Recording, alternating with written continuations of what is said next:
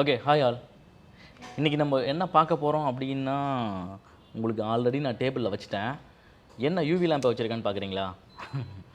நம்ம ஆக்சுவலாக கிளாஸில் பசங்களுக்கு சொல்லுவோம், யூவி லேம்பை யூஸ் பண்ண ஆஃப் பண்ணுங்கப்பா அப்படின்னு சொல்லுவோம். பட் ஆனால் பார்த்தீங்கன்னா ஒரு நாள் கூட ஆஃப் பண்ணுறதில்ல. சரி இது என்ன பண்ணலாம் அப்படின்னு யோசிக்கும்போது வந்து பார்த்திங்கன்னா, ஒரு பிராண்டில் வந்து பார்த்திங்கன்னா ஆட்டோ கட் ஆஃபோட வந்து பார்த்திங்கன்னா யூவி லேம்ப் வந்துச்சு. இதோட ரேட்டையும் அதோட ரேட்டையும் நம்ம கம்பேர் பண்ணி பார்த்தோம்னா, இது 400 500 தான் வருது. ஆனால் அதோட ரேட் 1700 1600 700 சம்திங் 1500 மேலே தான் வருது. சரி அப்படி என்ன தான் இது இருக்குது அப்படின்னு சொல்லிட்டு நம்ம என்ன பண்ண முடியும்னு உட்காந்து நம்ம ட்ரை பண்ணப்போ, வெறும் ஒரு 20 செலவில் இப்படி இருக்கிற யூவி லேம்பை இப்படி மாற்றிடலாம். ஸோ இதுன்னு ஃபிக்ஸ் பண்ணதுக்கப்புறம் தான் உங்களுக்கு மற்ற எல்லா டீட்டெயிலுமே கிடைக்கும். ஸோ ஆட்டோமேட்டிக்காக நம்மளால் என்ன பண்ணிட முடியும்னு கேட்டால் கட் ஆஃப் கொடுத்துட முடியும். கண்டிப்பாக என்ன பண்ணிட முடியும், ஒரு நம்மளுக்கு எவ்வளோ நேரம் வேணும் சார், நான் லேட்டஸ்ட் யூவி இங்க் நான் வந்து பார்த்தீங்கன்னா க்யூரிங்க்கு யூஸ் பண்ணுறேன் அப்படின்னா 3 செகண்ட்லேருந்து 5 செகண்டில் நம்ம வந்து கட் ஆஃப் பண்ணிக்க முடியும். அதே மாதிரி நான் வந்து நார்மல் ஓல்டு க்ரீன் இங்க் அந்த கொஞ்சம் பழைய மாடல் இருக்கு இல்லையா, அது வந்து பார்த்திங்கன்னா ஒரு 30லேருந்து 60 செகண்ட் வரைக்கும் தேவைப்படும். ஒன்ஸ் ஆன் பண்ணி வச்சிட்டோம் அப்படின்னாக்கா ஆட்டோமேட்டிக்காக நம்ம என்ன டிஃபைன் பண்ணுறோமோ அதுக்கு தகுந்த மாதிரி இதை கட் ஆஃப் கொடுத்துக்க முடியும். ஸோ இது நம்ம பசங்களை நம்ம தொந்தரவும் பண்ண வேண்டியிருக்காது. ஒரு 20 செலவு தான்.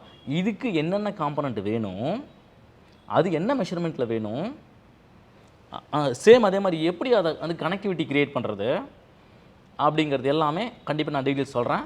வாங்க வீடியோக்குள்ளே போகலாம். ஓகேம்மா, சரி ஆக்சுவலாக பார்த்தீங்கன்னா இவ்வளோ தான் அதோட மொத்த சர்க்யூட்டு. ஓகே, டிஃபால்ட்டாக நம்ம வந்து பார்த்திங்கன்னா அந்த யூவி லேம்புக்குள்ளார என்னென்ன காம்பனண்ட் வருது அப்படிங்கிறது அந்த பிசிபியை வச்சு டீகோட் பண்ணிட்டோம். அதுக்கப்புறம் நம்ம இந்த கனெக்டிவிட்டி எப்படி கிரியேட் பண்ணுறது அப்படிங்கிறதையும் நான் வந்து பார்த்திங்கன்னா கனெக்டிவிட்டி கிரியேட் பண்ணியிருக்கிறேன். இதுக்கு மொத்தம் என்னென்ன தேவை அப்படின்னு கேட்டிங்கன்னா, மொத்தம் 7 காம்பனண்ட் தேவை. நம்மளுக்கு வந்து 4 லெக் புஷ் பட்டன் ஒன்று, சேம் அதே மாதிரி பார்த்திங்கன்னா 555னாவே டைமர் ஐசி தான், அது உங்களுக்கு தெரியும்னு நினைக்கிறேன்.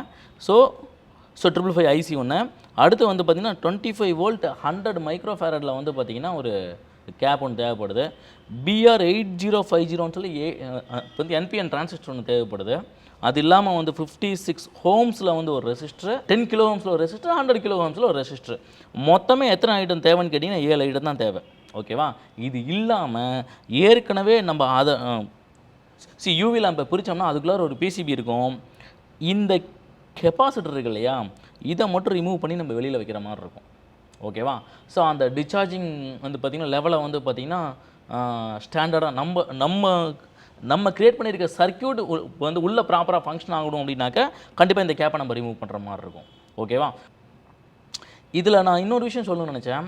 இப்போ ஆஃப் பண்ணுன்னு நம்ம சொல்கிறோம் பசங்களுக்கு, அவங்க ஆஃப் பண்ணல அப்படிங்கும்போது நம்ம வந்து அந்த டேபிளில் வச்சுட்டு போயிடுறாங்க. அந்த சூடு ஓவராக இருக்கும், ஆஃப் பண்ணவே முடியாது நம்மளால். ஸோ இதை வந்து ஒரு பசங்களுக்கும் இன்சிஸ்ட் பண்ணிகிட்டே இருக்க வேண்டியதில்லை. ஆட்டோமேட்டிக்காக நம்ம கடையில் பசங்க வேலை செய்கிறாங்கன்னா ஆஃப் பண்ணுன்னு சொல்ல வேண்டியதில்லை. ஆட்டோமேட்டிக்காக இதுவே கட் ஆஃப் ஆயிரும். நம்மளுக்கு வந்து பார்த்திங்கன்னா கன்சப்ஷனும் கம்மியாகும். சேம் அதே மாதிரி இந்த யூவி லேம்ப்னுடைய லைஃபும் இன்னும் கொஞ்சம் இன்க்ரீஸ் ஆகிறதுக்கு வாய்ப்பு இருக்குது. ஓகேம்மா. ஆக்சுவலாக இப்போ நம்ம கனெக்டிவிட்டிக்குள்ளே போயிடலாம். இதுதான் இதோட பேசிக் சர்க்யூட்டே ஆக்சுவலாக. ஸோ நம்ம எப்படி சால்வ் பண்ணணும் இந்த காம்பனண்ட் அப்படிங்கிறதுக்குனா சர்க்யூட் இது ஆக்சுவலாக நல்லா புரிஞ்சுக்குங்க. விபஸ் வோல்டேஜ் இருக்கு இல்லையா, விபஸ் வோல்டேஜ் டைரெக்டாக எனக்கு வந்து பார்த்திங்கன்னா ஐசிக்குள்ளே 555 ஐசிக்குள்ளே போகும். சேம் அதே மாதிரி வந்து பார்த்திங்கன்னா இதை வந்து ரீசெட் பண்ணுறதுக்காக நாங்கள் இதை வந்து கனெக்ட் பண்ணி வச்சுருக்கிறோம். இதே வோல்டேஜ் நம்மளுக்கு வந்து பார்த்திங்கன்னா நம்ம யூவி லேம்புக்குள்ளார இருக்கிற நம்மளுக்கு இன்னொரு ஐசி இருக்கும், PMS வந்து 150Cன்னு சொல்லிட்டு இதை பாருங்கதா, இதுதான் அந்த ஐசி. ஓகேவா? இதைத்தான் நான் வந்து பார்த்திங்கன்னா எக்ஸ்டர்னலாக இங்கே ஜூம் பண்ணி காமிச்சிருக்கிறேன். ஸோ அந்த வோல்டேஜ் டைரெக்டாக உள்ளே போகணுங்கிறதுக்காக காமிச்சிருக்க சர்க்யூட் தானே ஒழிய இதை நீங்கள் வந்து பார்த்திங்கன்னா பண்ண போகிறதில்ல. இதுக்கு முன்னாடி இருக்கிறது இது வரைக்கும் தான் நீங்கள் பண்ண போகிறீங்க. ஓகேவா? ரைட். விபஸ் வோல்டேஜை பற்றி பேசிகிட்டு இருந்தேன். ரீசெட்டுக்குள்ளே போகும். சேம் அதே மாதிரி நம்மளுக்கு ப்ரைமரியாக இதுக்குள்ளார போகும்னு சொல்லி பேசிகிட்டு இருந்தேன். இது இல்லாமல் வந்து பார்த்திங்கன்னா இங்கே ஓகே இந்த இடத்துல வந்து பார்த்திங்கன்னா 10K ரெசிஸ்டருக்குள்ளே உள்ளே போய் இதனால் எவ்வளோ தூரம் வந்து பார்த்திங்கன்னா வோல்டேஜை கம்மி பண்ண முடியுமோ கம்மி பண்ணி ஒரு அப்ராக்சிமேட்டாக 4.5 to 4.8 வெளியில் வருதுன்னு வச்சுக்கிங்களேன். இங்கே வெளியில் வந்து நிற்கும். இங்கே நம்ம என்ன பண்ணிக்கிறோம்னு சொல்ல ட்ரிகருக்குள்ளார வந்து பார்த்திங்கன்னா அந்த வோல்டேஜ் டைரெக்டாக போய் உள்ளே நின்றுருக்கும். இந்த சுவிட்ச் வச்சு நம்ம ஷார்ட் பண்ணும்போது ஆட்டோமேட்டிக்காக இங்கே 4.8 வோல்டேஜ் போயிட்டு இருக்கிறது 0 வோல்டேஜாக நம்மளுக்கு ட்ரிகர் ஆகும். ட்ரிகர் ஆகும்போது ஆட்டோமேட்டிக்காக இந்த 555 ஐசி ஆக்டிவேட் ஆகி வேலை செய்ய ஆரம்பிக்கும். விபஸ் வோல்டேஜ் இது வழியாக வந்து இங்கே வந்து பார்த்திங்கன்னா 100 மைக்ரோஃபேரடில் 25 வோல்ட் வரைக்கும் லோட் ஆகிற மாதிரி ஒரு கேப் கொடுத்துருக்கோம். இதை வந்து டிஸ்சார்ஜ் பண்ணுறது தான் மேக்ஸிமம் இதை டிஸ்சார்ஜ் பண்ணுறது தான் மெயின் ஃபங்க்ஷனே இதில் ஆக்சுவலாக. எவ்வளோ தூரம் டிஸ்சார்ஜ், எவ்வளோ ஸ்லோவாக டிஸ்சார்ஜ் ஆகுதோ அவ்வளோ நேரம் வந்து பார்த்திங்கன்னா டைமிங் வந்து பார்த்திங்கன்னா டிலே ஆகும் நம்மளுக்கு. எஸ், 330K போடுறோம் அப்படின்னாக்கா நம்மளுக்கு 35 செகண்ட் வரைக்கும் அந்த லைட் எரியும். 220K ரெசிஸ்டர், இந்த ரெசிஸ்டர் தான் மேட்ரு ஆக்சுவலாக. இந்த இடத்துல என்ன நடக்குன்னா 220K போடுறோம் அப்படின்னா 20லேருந்து 22 செகண்ட் வரைக்கும் ஆகுது. நான் ஆவரேஜ் 21 செகண்ட் போட்டிருக்கேன். 100K ரெசிஸ்டர் போட்டிங்கன்னா 10 செகண்ட் வரைக்கும் எரியும். 56K போட்டிங்கன்னா 5 செகண்ட் எரியும். ஓகேவா? இந்த ரெசிஸ்டர்னுடைய ஹோம்ஸ் மாற மாற மாற மாற டிஸ்சார்ஜ் ஆகக்கூடிய டைமிங் டிலே ஆகுது. இங்கே கிரவுண்டு தான் நம்மளுக்கு எல்லா மேஜர் ரோலே ப்ளே பண்ணுது. வோல்டேஜ் அவுட் ஆகி 56 ஹோம்ஸ் வழியாக நம்மளுக்கு வோல்டேஜ் வந்து பார்த்திங்கன்னா இங்கே வருது. எங்கே வருது அப்படின்னு கேட்டிங்கன்னா பேஸுக்கு வருது, இந்த டிரான்சிஸ்டருக்கு. ஓகே, 5 வோல்டேஜ் வருதுன்னு வச்சுக்கிங்களேன்.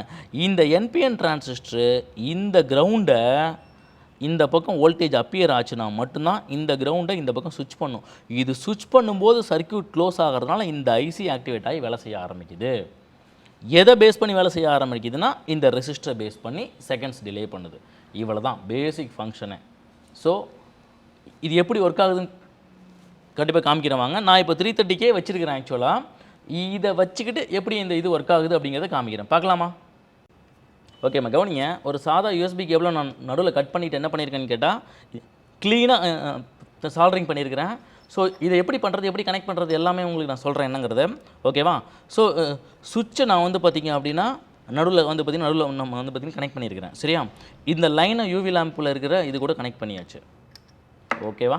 ஸோ நான் இந்த சுவிட்சை ஆன் பண்ணும்போது ஆட்டோமேட்டிக்காக எனக்கு வந்து என்ன ஆகும்னு கேட்டிங்கன்னா, நான் இதில் வந்து பார்த்திங்கன்னா 330 வச்சுருக்கேன். 330K வச்சுருக்கேன்.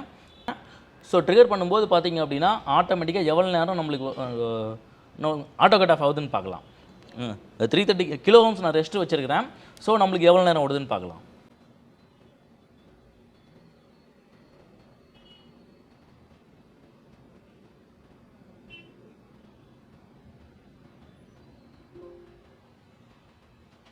ஓகே, ஒரு செகண்ட் லேட்டாக கிளிக் பண்ணிட்டேன்னு நினைக்கிறேன். ஓகே, 37 செகண்ட்ஸ் ஓடி இருக்குது.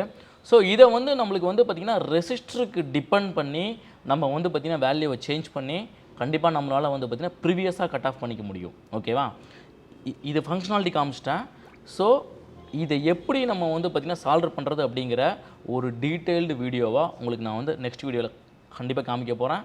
Until then I am signing off. Bye bye.